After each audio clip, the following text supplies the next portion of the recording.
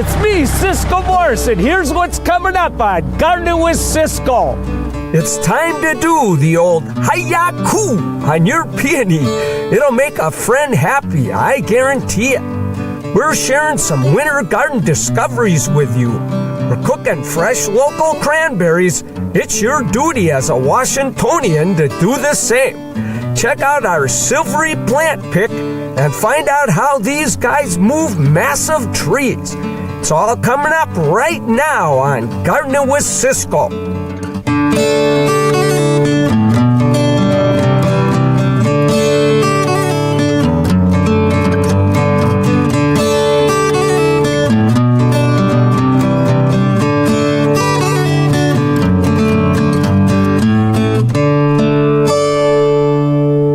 I'm Ciscoe Morris. And I'm Meeghan Black. Welcome to Gardening with Ciscoe. We are up in Snohomish today at a place simply called Big Trees. If you haven't noticed, right now is the absolute perfect time to buy a tree. And they don't only have big trees here. Check out this huge equipment. They can move trees that are real hunters that weigh tens of thousands of pounds. Holy cow. Yeah, and we're going to show you around this place later. But right now, we have a job to do that'll leave you with lots to share with a friend.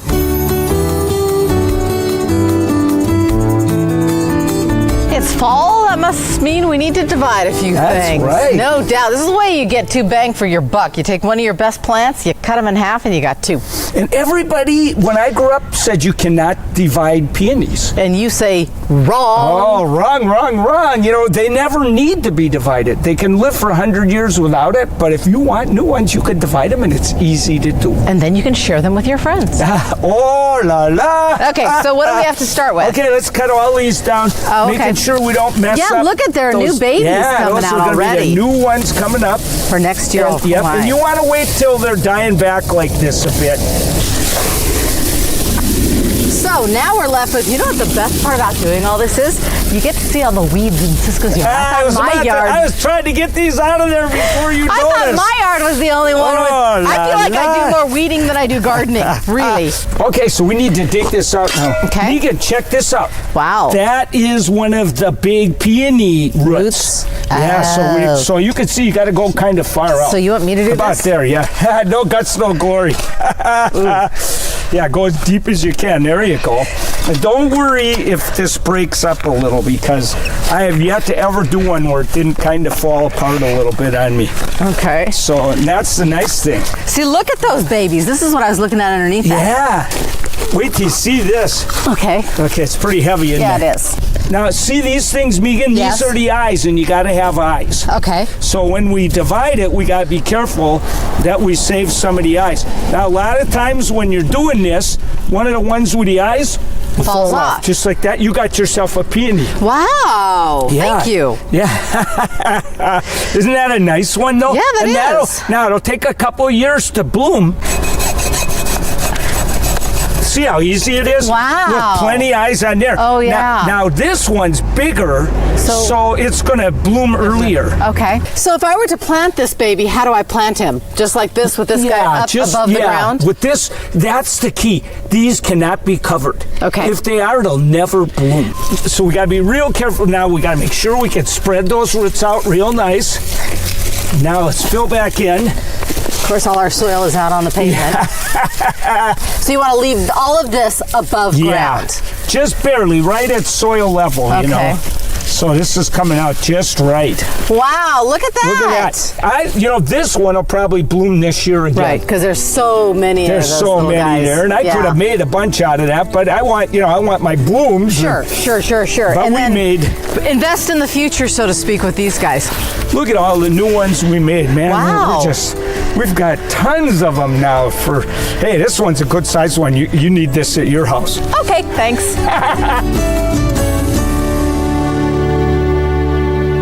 Oh my gosh, I was so excited to take that peony home and I forgot it in my trunk. What? You're kidding. Oh, Meeghan, you're bad. I'm sorry.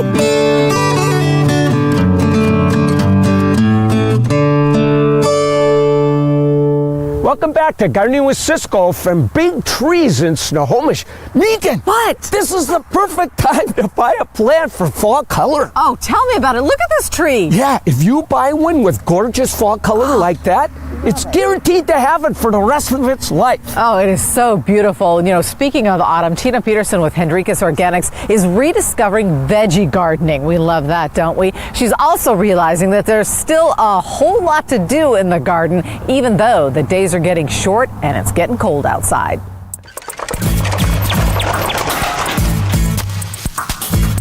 Don't be afraid to get started. Don't worry that it's too late. At any time of the year, there's something you can do to get your garden ready. Like a lot of us, Tina Peterson of Hendrikus Organics is rediscovering veggie gardening and making discoveries of her own along the way. These are tunnels, or they're called tunnels. They're also called cloches, row covers, mini hoop houses. It's got lots of names. I like to call them tunnels because they are tunnels. But I got a late start this year with my garden. And we had that late spring, it went really late, and a late summer that was short. And fall comes and I go, I don't want to stop my veggie garden, right? So I went, you know, I need to do something to prolong my garden. So these tunnels extend your growing season. Setting the tunnels up is a simple matter. Rebar in just a bit.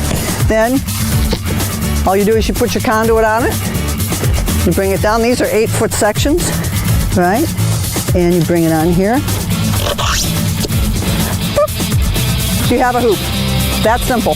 And then I just use these clips because they're great. I can take them on and off as easily as I want. Right? They just clip right on, but yet they're secure when they're on. They help me secure the cover down when I batten it down at night.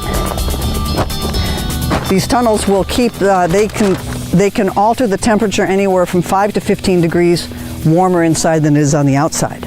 Tina's also experimenting with rocks. These aren't just decorative. Actually, the rocks are for passive solar and for energy. As Hendrikus will tell you, all rocks have energy. So I've placed rocks in here, plus I really like it. It just feels good. So the solar rocks, which are best to be river rock, will catch the sun and they'll hold that heat. So then as the night goes on, they'll slowly let it out. I look at a vegetable garden, any garden, as an extension of you, but in particularly a vegetable garden. It's an extension of you and every garden is different. So there are things that you may be able to get certain vegetables to do that somebody else couldn't just because of how you handle it and how you do it. It's a very personal thing. Tina's motivation? Fresh veggies well into winter. This is my favorite bed. It has some of my favorite vegetables in it.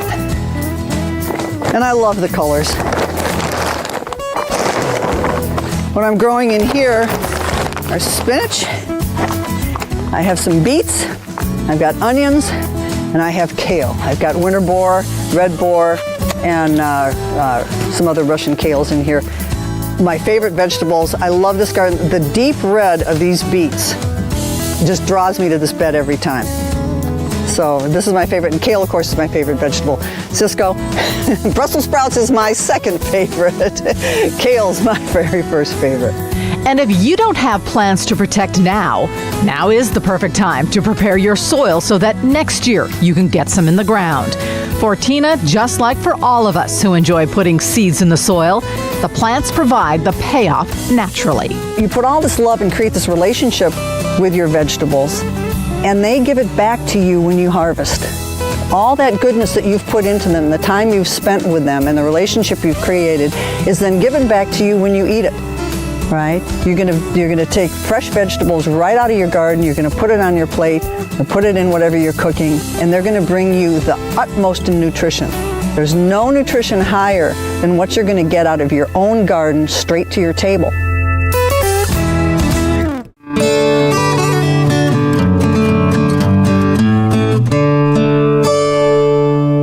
Welcome back to Gardening with Ciscoe from Big Trees here in Snohomish. I don't know about you, but I'm thinking the fall color this year, absolutely fantastic. Look at this. You can come here, pick out a tree you want to glow in your yard next year. And if you are really feeling like you're missing the hot weather, check this out. A palm tree. Palm trees? I don't believe it. They've got absolutely everything. It's crazy, isn't it? I love that. Hey, Meeghan, I finally got to cook again. Oh, la la. Hey, you're coming in on my territory. And I got to cook actually something that grows in Washington State. Can you guess what it is? Well, I know we have apples, pears, but I'm probably guessing, given the season, cranberries. How did you get it? Oh, for crying out loud. Hey, we made it fresh, not a can in sight.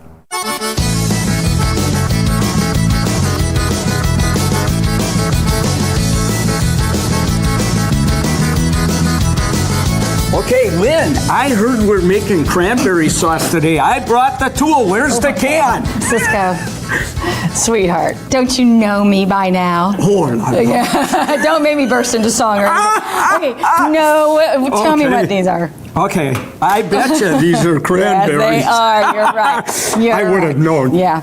You know, every year I find a new group of people who have never had homemade cranberry sauce. Oh, really? Yeah, I've Seriously? never, no. Okay, well, that's what we're going to do Those today. aren't homemade that come out of the can? No. Yeah.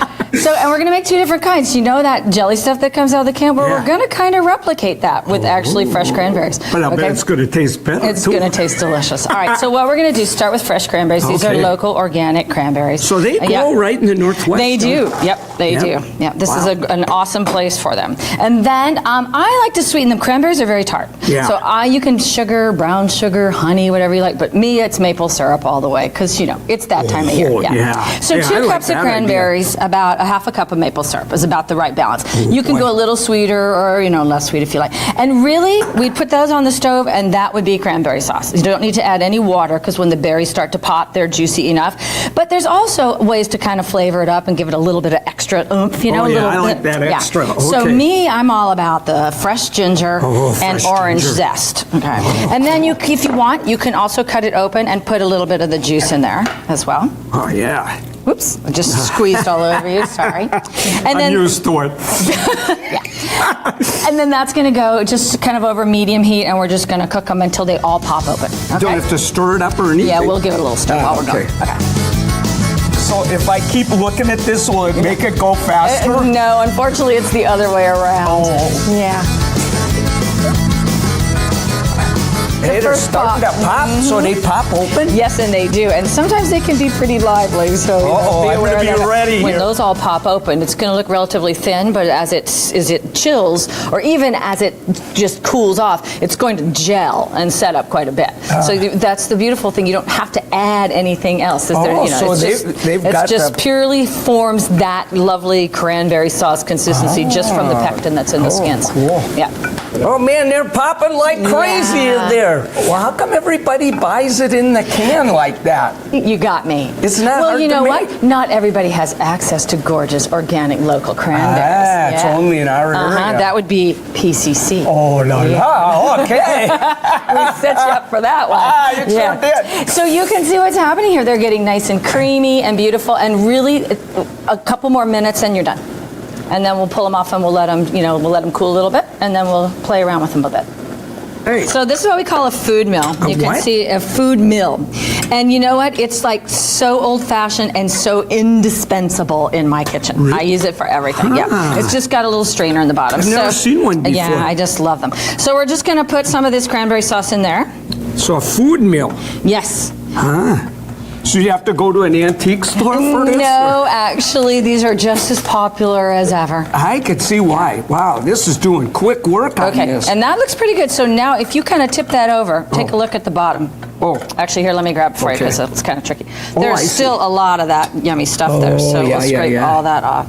And see, that is just as smooth as anybody's can-o gelled cranberry Yeah, sauce, you're not right? kidding. Isn't that pretty? And boy, does that smell good. Isn't it gorgeous? Oh my I know, gosh. with the oranges Wow. and stuff in it. And so you can see how, silky and pretty that is. I just It is love silky this. and Yeah. pretty, yeah. So we're gonna do a side by side. So we've got this gorgeous one that we're just gonna put into our bowl.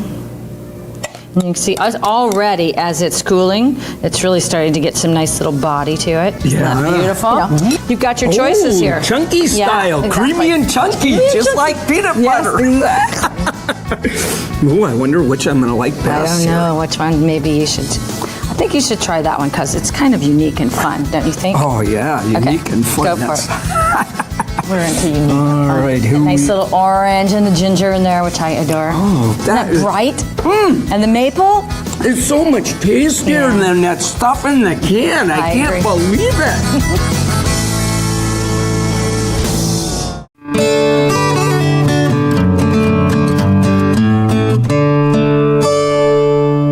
Welcome back to Gardening with Ciscoe from Big Trees here in Snohomish. You know, we have been doing this gardening show for so long now, over a decade, by the way. Holy that cow. we have seen gardening fads come and go. For instance, Mondo grass, black Mondo grass, used to be the must-have kind of thing, and now you see it everywhere. I remember when it was in every garden at the Northwest Flower and Garden Show. Well, there's a new Mondo grass in town, baby.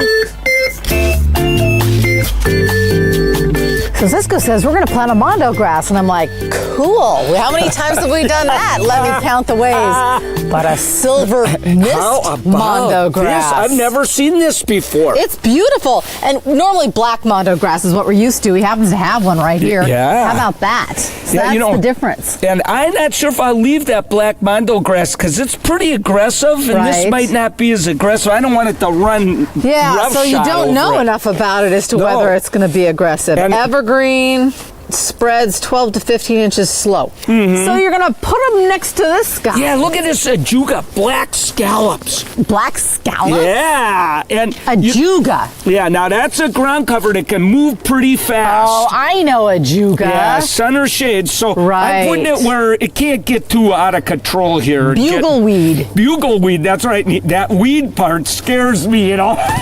Yes, this different. These are the ones that you see with this kind of foliage that get the spiky purple flowers Yeah, that come up they're all over so the place. pretty. It is pretty, but it can take over It your can life. be a little aggressive, Right. so I like to put it where I've got control over it, you know. Right, So- right. And of course, it never says on the tag that No, it's they aggressive. never warn you. So you gotta, No. you gotta just know these things or ask. But they do So- give good weed control. Yes, they do. All right, listen, I'll dig because I know there's some bulbs in here, And I Meeghan. appreciate you not letting me skewer them. Yeah, I'll skewer myself, though. There I you always go. do, don't I? Good, I haven't hit one bulb yet. This is a Yeah. miracle. I should knock on wood. I shouldn't say stuff like that. I'll give you an Ajuga here. Yeah, Get great. him going. And this is good also because it's nice and evergreen, you know. You can go ahead. All right, I better do a little choppy on these guys here, but not too bad. No. Pretty good. Looks worse than it is. Yeah. Nice and moist. All right. Find a spot here.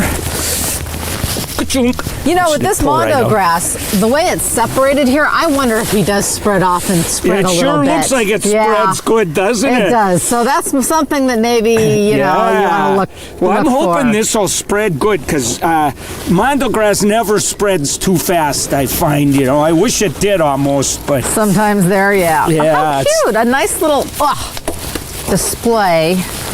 oh yeah, these all have good roots too, so perfectamental. Here, I gotta dig that guy a little deeper. So Ajuga, bugleweed, black scallop. Black scallop. And then wow. we have a silver mist Mondo grass, Wow. a different variation on the black Mondo grass that we typically see. Yeah, you never know what you'll find when you go to your local nursery. You look for fall color at this time too. Yeah.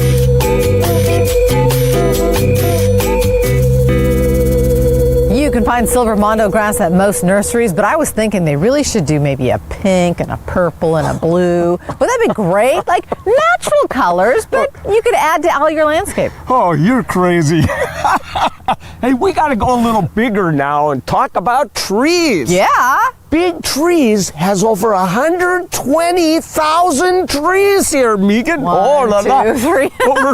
Start counting. Over 300 varieties, and they do a lot more than just cater to gardeners that want big trees. Big Trees doesn't just sell mature trees. When you've got a honker you want to move, Ross from Big Tree is the guy that you give a call. Hey, Ross, what's the biggest tree you've ever moved? The biggest tree we've ever moved is, approximately 130,000 pounds, maybe 80 feet tall. Holy cats! So what's the hardest thing when it comes to moving a big tree? Well, it's the logistics of the engineering, is picking something up like that. It's usually all artwork to get the right root ball on the tree, but then it comes to big equipment and guys that know how to do that.